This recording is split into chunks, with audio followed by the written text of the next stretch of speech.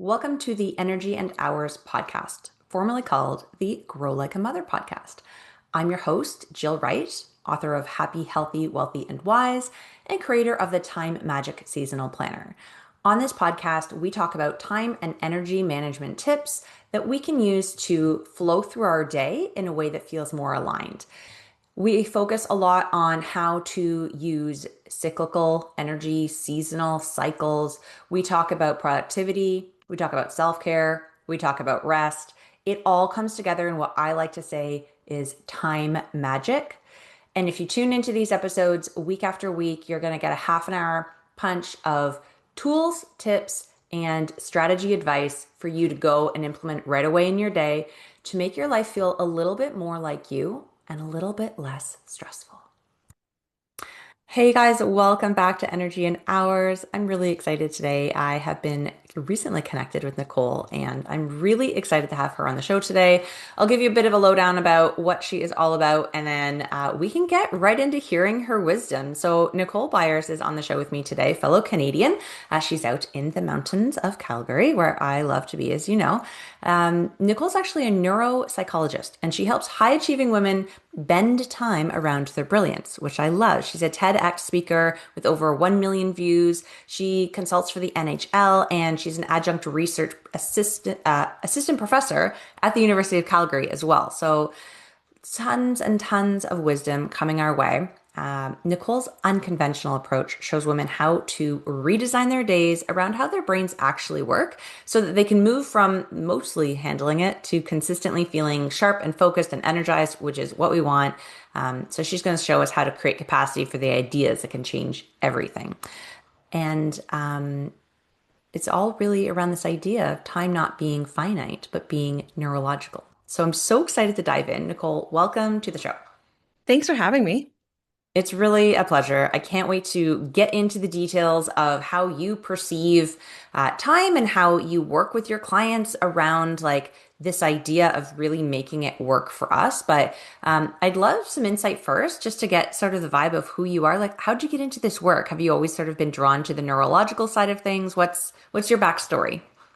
Yeah, great question. My backstory is a bit of a convoluted one, I suppose, like a lot of ours, right? I was one of those kids who went to university many, many years ago and I had no idea what I really wanted to do with my life, right? And then as an elective, I happened to take this class called Introduction to Human Neuropsychology and had, those amazing speakers, those people who were like born to teach. I had this professor and she was incredible. And every class we'd come in and she'd tell us basically all the ways things can go wrong in your brain, which sounds weird, but it was actually really, really interesting. And not just how things can go wrong, but how we can use that to understand how can we make things better for us? How can we kind of optimize how our brains work? How can we align them to work best for us? And then I followed her around university for a couple of years and convinced her to supervise me for graduate school. And then things have just kind of gone on since there.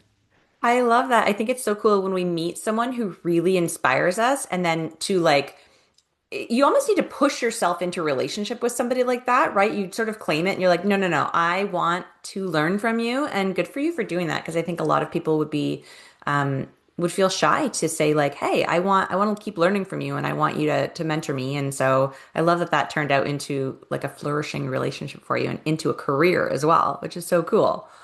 To be fair, it was probably some early 20s overconfidence as That's, well when I you was know like, absolutely, this woman will take me on as a student. Like, she for sure wants to work with me, this why like would she random not? kid, right?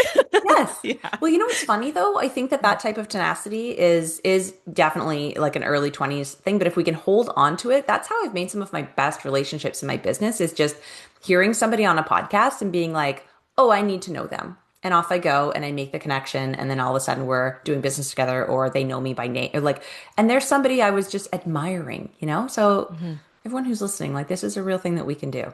Mhm. It Definitely. is absolutely something that you could accomplish. So that's a bit of a sidebar. But I wanted to see your thoughts on efficiency because one of the things that I want to get into in this conversation today is why women in leadership should be actually less efficient in 2026 and how the skills that we're building in the business might actually be the opposite of what our business and our brain needs. So could you touch on how you feel about that?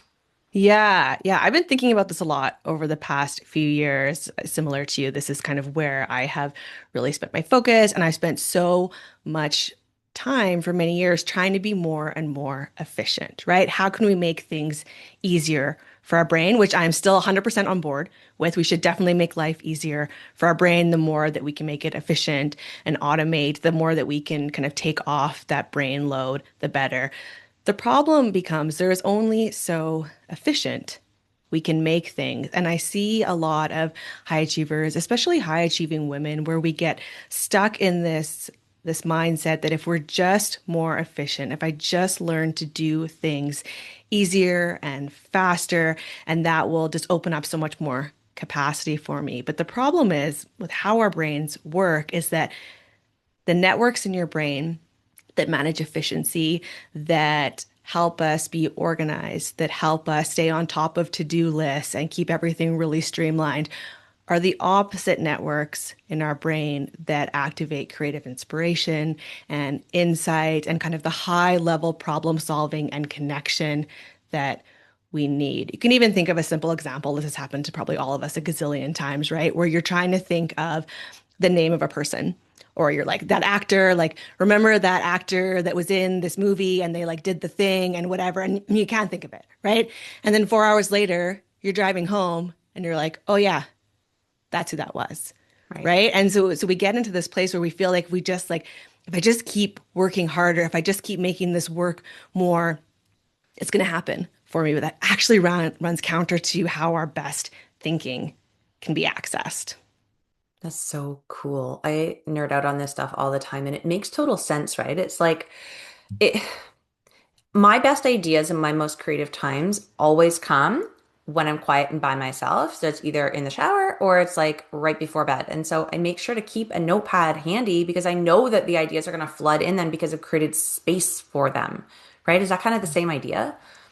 Yeah, definitely. So we want to create space is for sure. That's going to help. When we're kind of letting our mind wander, that's where our brains will make a lot of connections. And when we're doing, going, which a lot of us have done for many years because that's what probably built our businesses, right? Like I know that's what built my business. Like we're talking about that tenacity, even of me like stalking my university professor around for 2 years. Like that type of grit is what really got a lot of us to where we are. And so it can be really uncomfortable. It can be really hard. It can feel really weird to just let our mind wander. But absolutely, that space is important. The other thing that can be really helpful, I've been working on this a lot with my clients recently, is how can we activate that part of our brain without just having to sit and do nothing, without having to like just go stand in the shower or go drive for 2 hours, like doing laps around Calgary, which really is never like actually a good thing for my creative brain because like I don't know what traffic's like for you guys, but traffic here is like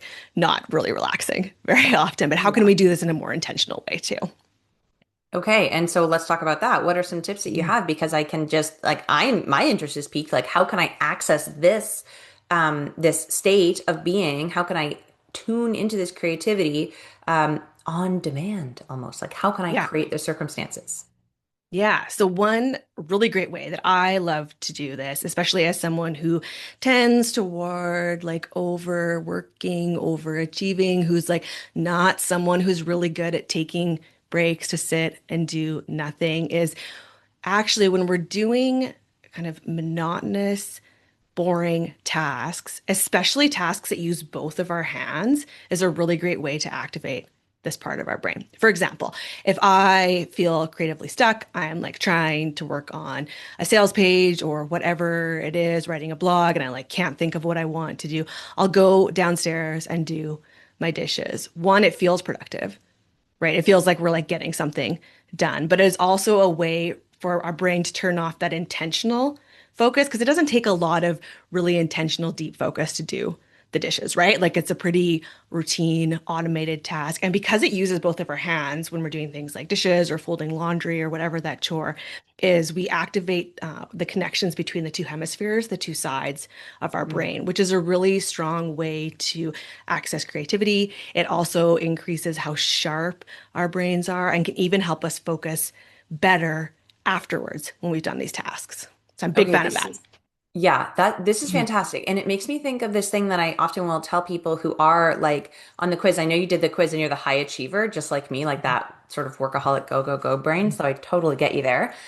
So for people like us, and also for people who are like the passionate adventurer type, where they're almost like squirrel brain, they get distracted all the time, I always say like rest through busy work. Like you're not necessarily going to be someone whose brain functions well trying to sit and meditate. Like that might not be the type of rest that suits you, but if you can get your body engaged in something that takes your mind off of like trying to rest, you can sort of Mhm. rest by default. Is that kind of the same thing that's happening?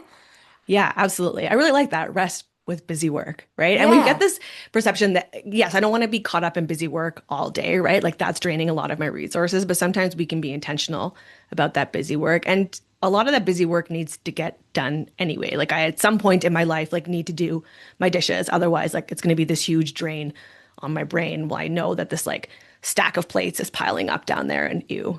gross, right? So yeah, I think that's a really great strategy. Yeah, exactly. And I think that rest in general can be a productivity strategy. Like if we're, like you said, if we're giving ourselves that chance to sort of sink into this creative mode, we show up better when we go to do the work. Like we're more efficient, we're more on task, we know what we're doing, rather than not giving ourselves that break to sort of recharge, and we're not able to operate at the same level, you know? Yeah. And the other advice I'd give too is keep in mind that it's going to feel weird before it gets easier. Because I think a lot of us, like you said, especially those of us who are used to like collecting gold stars, right? Yeah. I'm used to things being like easy and like I figure it out and I get it done and I just put in the work. And this is a new way of thinking. It's a new way of wiring your brain. So if you go and you're like, oh, I'm stuck. Nicole says go wash some dishes and I didn't get this like brilliant burst of inspiration. Like don't freak out. You're not doing it wrong. It's just that your brain needs some more time. So maybe the dishes aren't working for you, but try another activity. Old lady hobbies are another really great way we can activate these more creative, more idea focused sides of our brain. Again, think like crochet or like needlework or knitting or gardening. We're using both our hands again, right? So we're increasing this connectivity between our hemispheres. Most of those like old lady hobbies are quite repetitive.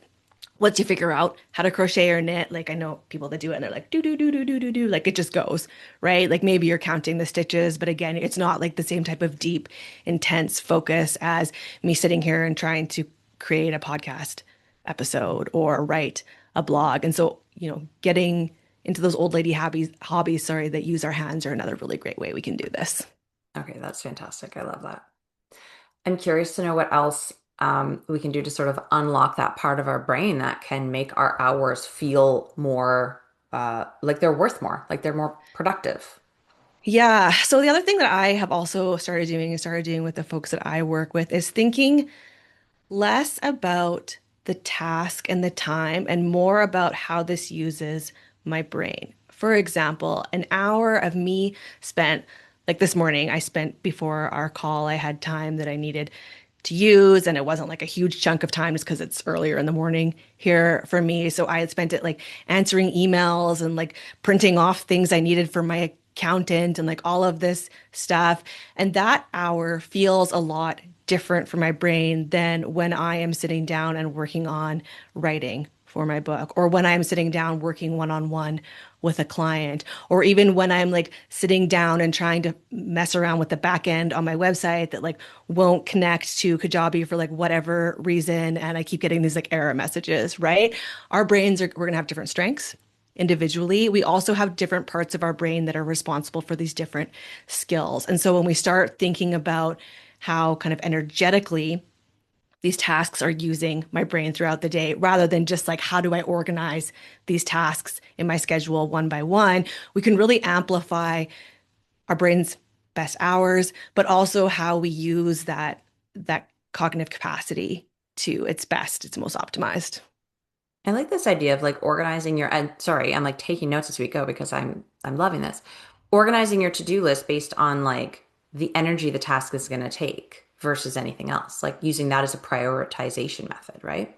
Yeah, even something simple that I do every once in a while is I'll just write down everything that's on my to-do list, kind of what my week looks like, what are the typical tasks I do. I put each of them on a sticky note, and then I go over to my wall and I put one. sticky note that's green, one that's yellow, and one that's red. And I think about that in terms of my energy and my capacity. So, what are my green zone tasks? And I'll grab those sticky notes and I put like, okay, these things are things that I can do for, hours at a time, and they're going to recharge my brain. And I'm not going to be grabbing my phone 4,600 times to scroll Instagram because I'm so distracted. Those are all green tasks. And then I think, okay, what are the tasks where I'm going to be like sitting here and staring at my ceiling or like getting really angry and like grumbling to myself under my breath because I can't get it figured out. Like these are all red zone tasks and everything else kind of falls in the middle. And then even if I keep that in mind when I'm then looking at my calendar, like, okay, today's the day where I have a ton of these like red zone capacity tasks. Like, how am I going to manage that? Like, I know I'm going to be like snapping at my cat because it like walks across my keyboard by the end of that day, or my like 8-year-old can't find her socks, even though I like handed them to her 30 seconds ago. Like, planning intentionally for my energy for that is going to feel a lot different than planning for a day where I'm really in kind of my zone of genius, my zone of brilliance for most of the day. I love that. And I think you using the sticky notes and the color system can be really people can extrapolate that into their physical calendar too. If there's someone like me who has like a paper planner or even a digital calendar where you're able to change the color of things, like you can use this energetic color coding system that Nicole's recommending in your calendar with highlighters or with changing the color of the events, like, and that way, at a glance, when you're looking at your week coming up or your day, you get a sense of like, is this a green day? Is this a red day? Is this, and plan accordingly, and then do that thing where I'm always saying, like, if you're coming up to a task that's going to require a big output of energy or a lot of concentration or like a lot of, you don't want to do it, make sure you stock up on the energy you're going to need before that with like physically moving your body or giving yourself a nutritious smoothie or like something so that you're not starting here and getting depleted, you're starting here and getting back down to your baseline, right? Yeah, Yeah. absolutely. Or even how we plan the rest of the day after that. Like I know after I meet with my accountant, bookkeeping is not like a zone of genius activity for me. Yeah. I'm not bad with numbers per se. It's just like not a strength and it like gets me cranky and I don't like dealing with it. So I know like Um, after that, I'm going to need to plan something that's like more fun and engaging for my brain to work on, like a mini reward, but like a productivity reward where yeah. then maybe I work on writing an article that I've been really interested in researching, or I book a client that I like love to talk with right after because like I know that's going to like perk my brain right back up again. And even thinking about, those red, yellow, and green zones as well, is that sometimes even just switching amongst those zones. So we don't have to take a break and do like nothing for 5 hours after. I can switch to something that's going to align with my brain a little bit more like, naturally. And then that's going to recharge my energy without feeling like, yeah, I just have to like go and sit and meditate. And like, I'm not very good at this. And this is going to feel really awkward for me. Yeah, that feels really accessible. I love that. And quick shout out to my bookkeeper who's actually in Alberta too, Nova Ridge. Thank you for doing my review so easily and effortlessly because bookkeeping is also a task that I hate and put off. And it is such a blessing to be able to delegate work that we do not like, that we are not strong at, to someone who does like it and who is strong at it. And I think that's one of my favorite ways to open up space on my calendar. It's just delegating. Yeah. Yeah. And that's, Um, must say, that's been a huge shift for me over the last few years too, is just realizing like I am not good at everything. It is okay that I am not good at everything because I know when I was building my business, I was like, well, I can do all of this stuff. And like, yes, I can do all of this stuff. But is this in terms of my brain's capacity, in terms of my time capacity, my energy capacity, like, is this the best use of what I'm really good at? No, there is someone else who is much more qualified and who fits this in their zone of genius so much better than me. So, like, let this go to yeah, them. absolutely. Absolutely. Okay.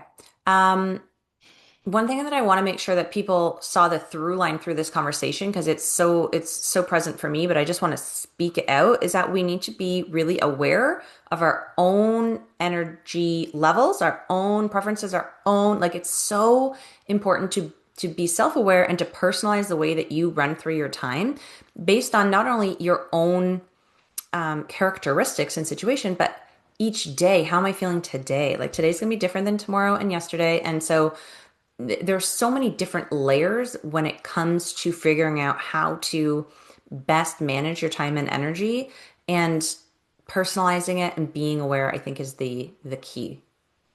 Yeah, absolutely. And not putting pressure on yourself to do it a certain way. I know for a long time, especially after I started my business, I felt that I like couldn't, I shouldn't be working evenings or I shouldn't be working weekends or I should like, I started this business so that I could work like 8 till 4 and be done. And sometimes that just wasn't a match for me. Like I personally love getting up and working Saturday mornings. I work most Saturday mornings because my family is doing other things. I'm not getting any emails. Like no one's expecting me to get back to them. So that can be like a really deep work time for me. And it took me a long time to be again okay with that, especially when you're seeing all these messages like we're supposed to have balance and we're supposed to be like if you should only be working 9 till 5 and you're not supposed to be working evenings and weekends and why? Like who says that has to be the rule? Like what if that doesn't work for my brain? Like I actually know I don't work best pushing through a 9 to 5 day. That's not going to be optimal for me. I can't keep my brain on that long. So breaking up the day works better for me. And maybe that Yeah. works better for someone else too. Yeah, I'm with you on that. I definitely get my most focused work done first thing in the morning. And, by the afternoon, like, forget it. I might as well just shut it down and do something that I enjoy and like bring in that rest piece intentionally because then I know I'll show up even better next morning at 7:30 when I sit behind my computer again. Yeah. Yes. Um, okay. We're going to wrap it up, but I just can't leave you without asking the question about dopamine because we hear about it all over the place right now. And I have a special interest right now in how ADHD brains perceive time. And so I just wonder, based on like the things that we've already covered today, is there any, um, is there anything that needs to be said about the role that dopamine plays in our time management from your perspective? Yeah, good question. Dopamine, you know this. Dopamine is complex, right? And sometimes we get this like really simplified message on social media of like how dopamine actually works in our brains. Our brains have a number of like happy, tingly neurotransmitters, right? Dopamine being one of them. Dopamine, interesting. I'm going to get off track here a little bit, but interestingly, I was reading some research a while ago that the most dopamine benefit is from anticipating the rewards that we're going to get, right, without actually following through. So the things that we do to try to like boost dopamine to boost our motivation might not actually end up working in the same way we want them to. Again, it's like it's complex and nuanced, but I do think we can certainly pay attention to what feels good to us. And if that is me giving myself a little reward of like, I get to work on this project that I really want to do after I do this like super crappy task that I don't really want to do. And if that's what it takes to get me through it, like, cheers. Great. Right. The other advice I remember years ago, I made some post about multitasking, and we all know like multitasking is not great for our brain. And then I had a colleague say, well, a time that's really good for me to actually multitask is when I'm doing something that I don't want to do, like bookkeeping. And like maybe you do put on like Stranger Things in the background so that like, yes, I'm like probably less efficient than I would have been, but getting those like happy neurotransmitters, those like all of the happy hormones that are going through our body of like, it's actually fun for me to also watch Stranger Things while I do my bookkeeping, so I don't just totally put it off. So think of it kind of more of like a nuanced approach to how do we want to boost that motivation. Rewards are not bad. Rewards are never bad. Our brains love rewards. Let's rely on that where we can. Did that kind of sort of answer your question? Totally. Thank you. Yeah, I'm always curious, especially if I have someone who's like in the brain for their work and knows the background of it. So thank you for being succinctly answering a very complex question. Okay, last thing I want to touch on is I want to make sure people know about your podcast. Can you tell us a little bit about that? Yes, so I have a podcast, pretty new. It's called Call Her Brilliant.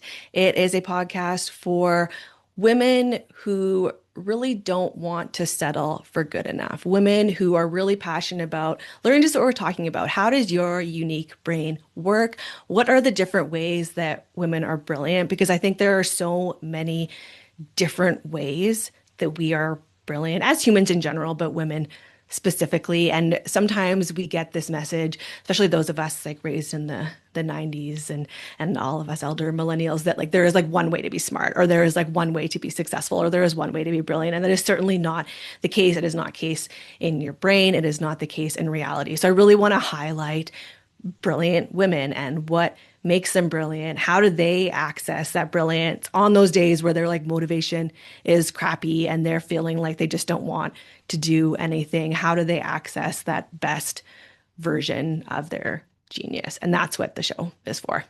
That sounds so inspiring. And I think so needed right now, this conversation highlighting people who are like their stories and their unique individual brilliance and just like building people up and creating community around this idea. Well done. That's really exciting. I'm going to make sure that Thank the you. link for your podcast is in the show notes for this podcast. And is your website or Instagram, where do you want people to go find you after they hear the conversation and they're like, I need some Nicole in my life? Yeah. Head to my website. All the links will be there, drnicolebyers.com. You'll be able to link to the podcast there. Yeah, Instagram as well, and some other articles and blogs that I post there as well Yeah. with resources. Mhm. Amazing. Thank you for showing up in the way that you do and serving the women who really need this work right now. It's super important, and I'm really glad that you were in the space doing this work. Thank you. So thank you. Yeah, and thanks for being here and sharing your wisdom with us today. And so, for everyone who is still listening with us, thanks for sticking to the end.